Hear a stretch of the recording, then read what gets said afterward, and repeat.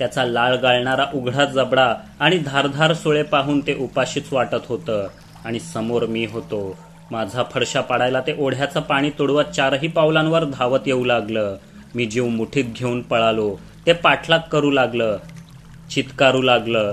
तो आवाज विवरात घुमू लागला. मी माझ्या वृक्षनिवासापासून अगदी जवळ होतो, पण झाडावर चढणं टाळलं, कारण अस्वलही झाडावर चढू शकतात हे मला चांगलं ठाऊक होतं. मी थेट रानात शिरलो आणि ठाऊक असलेल्या वाटांवरून वेडवाकडं धावत अस्वलाला चुकवण्याचा प्रयत्न करू लागलो.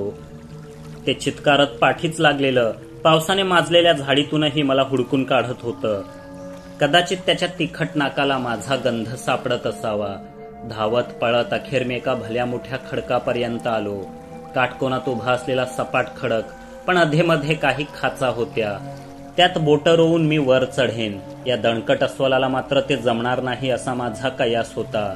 मी अर्धा खडक चढून गेलो तेव्हाच ते तिथवर पोचलं आणि माझा अंदाज चुकला. ताडमाड उंच असलेल्या त्या अस्वलाला खडकावर चढण्याची गरजच नव्हती. 2 पायांवर उभं राहूनच ते माझ्यापर्यंत पोचलं असतं. अखेर आपलं सावज कोंडीत सापडलेलं पाहून त्याने विजयी हुंकार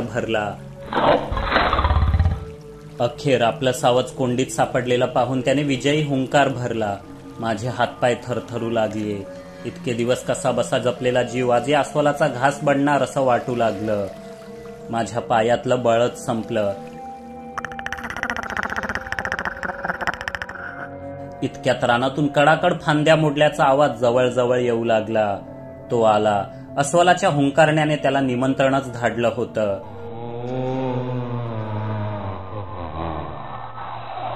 मी ज्या खडकाला घोरपडीसारखा चिकटलो होतो त्यावरच उभा राहून ब्रह्मराक्षसाने डरकाळी फोडली. मी श्वास रोखला. ब्रह्मराक्षसाला दिसत नाही. गुपचूप चिकटून राहिलो तर जीव वाचेल हे ठाऊक होतं. समोर दैत्याला पाहताच अस्वलही चिडलं. विवरातील सरळ सोट कड्यांना चिकटून असलेल्या पोळ्यातील मध खाण्यासाठी अवघड कपारी उतरून आलेलं ते वरच्या रानातील श्वापद होतं. या विवरातील अनाभिषिक्त सम्राट ब्रह्मराक्षस आहे हे त्या अस्वलाला काय ठाऊक असणार. धष्टपुष्ट अस्वलाने कच खाल्ली नाही. आपल्यापेक्षा दुप्पट मोठ्या आणि हिडीस जनावरावर ते भयंकर त्वेषाने गरजलं. जणू आव्हान स्वीकारलं असावं. दोन्ही दैत्याकार जनावरं एकमेकांकडे जानी दुश्मन असल्यासारखी पाहू लागली. अर्थात ब्रह्मराक्षस आवाज आणि गंधाचा वेध घेऊन पाहत होता. नेमका अंदाज येताच त्याने आपल्या अवजड शरीरासह अस्वलावर वरूनच झेप घेतली. दोघे एकमेकांना भिडले.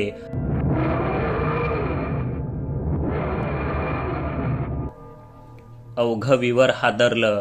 मिळालेल्या संधीचा फायदा घेत मी खडक चढून गेलो आणि झाडाकडे पळालो. वर बसून दोन्ही तुल्यबळ पशूंची प्राणघातक झुंज पाहू लागलो. ते अस्वल महाकाय असलं तरी ब्रह्मराक्षसापेक्षा आकाराने बरंच लहान, पण त्याचे दोन्ही डोळे शाबूत होते. शिवाय तीक्ष्ण नख्या आणि धारदार सुळ्यांची शस्त्रे सोबतीला होती. त्याने ब्रह्मराक्षसाच्या हल्ल्याचा नेटाने मुकाबला केला. काही वर्मी वारही केले. आपला शत्रू आंधळा आहे हे त्या चलाक जनावराला कळायला फार वेळ लागला नाही. त्याने मागून हल्ला चढवला आणि ब्रह्मराक्षसाची पाठ आपल्या नख्यांनी सोलून काढली. तोडीस तोड शत्रू मिळाला. वेदना काय हे त्या दैत्याला प्रथमच कळलं असावं. त्याच्या करुण चित्काराने विवरातील वृक्षांवरचे पक्षी भयभीत होऊन उडाले. पण ब्रह्मराक्षस हा ब्रह्मराक्षसच. अस्वल दैत्याकार असलं तरी दैत्य नव्हतं. आंधळ्या ब्रह्मराक्षसाने अस्वलाच्या जाडजूड केसांचा उग्र गंध नेमका हेरला होता. त्या गंधाच्या हालचालींची एक रूपरेखा त्याच्या सैतानी मेंदूत साकार झाली. तो संधीच्या प्रतीक्षेत होता आणि एका बेसावध क्षणी त्याची पोटरी चावण्यासाठी अस्वल वाकलं असतानाच ब्रह्मराक्षसाने त्याची केसाळ मानगूट धरली आणि वर उचललं. मग आपल्या तीक्ष्ण पंजाने अस्वलाचं पोटच फाडलं. ते प्राणांतिक किंचाळलं. परंतु त्याची पर्वा न करता ब्रह्मराक्षसाने आपला दुसरा पंजाही जखमेत रुतवला आणि संपूर्ण ताकद लावून अस्वलाला आडवा फाडला. शेकडो किलो स्नायू, मांस आणि आतडी गवताळ जमिनीवर विखुरली. उष्ण लालभडक रक्ताचे पाट वाहू लागले. वेदनेची किंकाळी विरून जाण्याआधीच अस्वलाने प्राण सोडला. प्रतिस्पर्ध्याच्या हृदयाचे ठोके ऐकू येईनासे झाल्याबरोबर ब्रह्मराक्षसाने विजयी आरोळी ठोकली.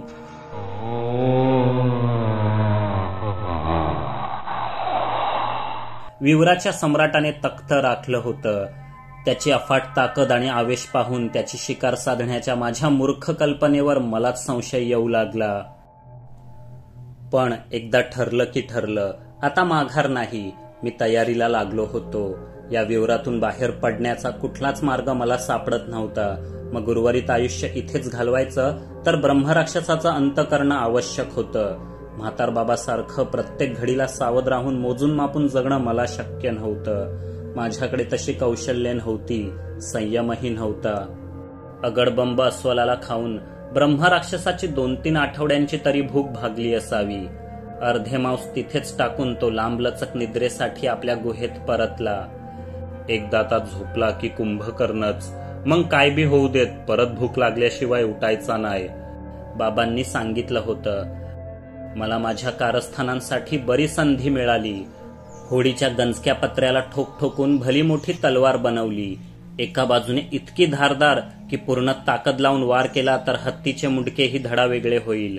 परंतु ती एवढी जड होती की दोन्ही हातांनी उचलून डोक्यापर्यंत नेणं आणि वेगात खाली आणणं यातच मी गळाठून जायचो.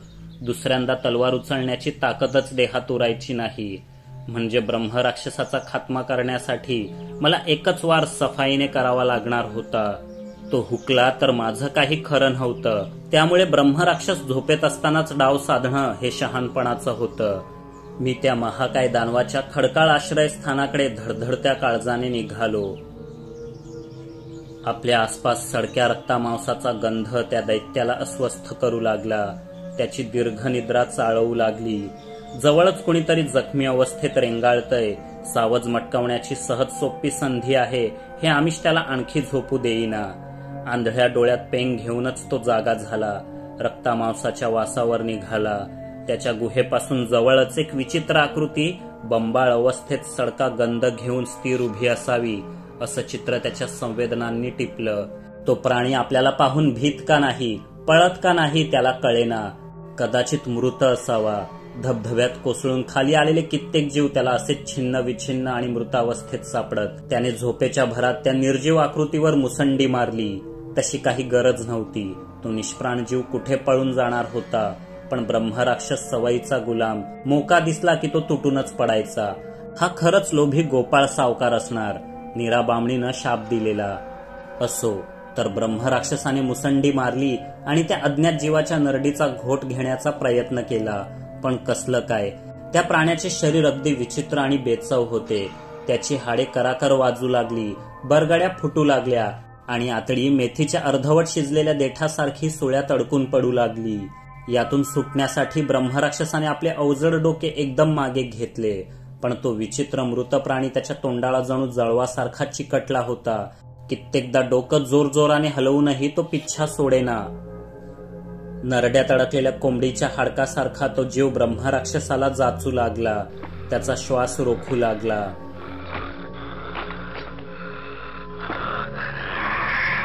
मुळात तो कुठला मृत प्राणी नव्हताच. ती माझी कलाकारी होती. धबधब्यात वाहून आलेल्या प्लास्टिकच्या बाटल्या, चिंध्या यांना एकात एक गुंतवून मी जीवघेणे आमिष तयार केले होते. वरून ब्रह्मराक्षसाने अर्धवट खाऊन सोडलेल्या अस्वलाची कातडी रक्तामांस केसाने सुशोभित केले होते. हा आंधळा दानव सावज दिसताच त्यावर झेप घेतो हे मला ठाऊक होतं. तेव्हा गिळण्याचा प्रयत्न करताच त्याचे प्राण कंठाशी येतील असा चारा मी तयार केला होता. डोक्याभोवती गुंतत जाणाऱ्या विचित्र सावजाला झटकून टाकण्याच्या प्रयत्नात ब्रह्मराक्षस भयंकर हुंकारत होता.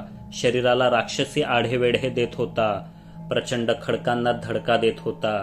कधी एकदा तो आडवा पडतो आणि मी माझ्या गंजक्या समशिरीने त्याचे शिर धडावेगळे करतो असे झालेले.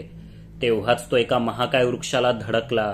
त्याच्या अवजड शरीराचा भार न सोसून ब्रह्मराक्षस आणि तो वृक्ष दोघेही खाली कोसळले. कडाडकड असा एकच आवाज विवरात निनादला. पक्षी कलकल करत उडाले. धबधब्याच्या वाहत्या पाण्यालाही कापरं फुटलं. तो प्रचंड वृक्ष कोसळला तो थेट ब्रह्मराक्षसाच्या छाताडावरच. हीच संधी होती. मी तलवार घेऊन सरसावलो. मध्ये 100-150 फुटांचं अंतर होतं.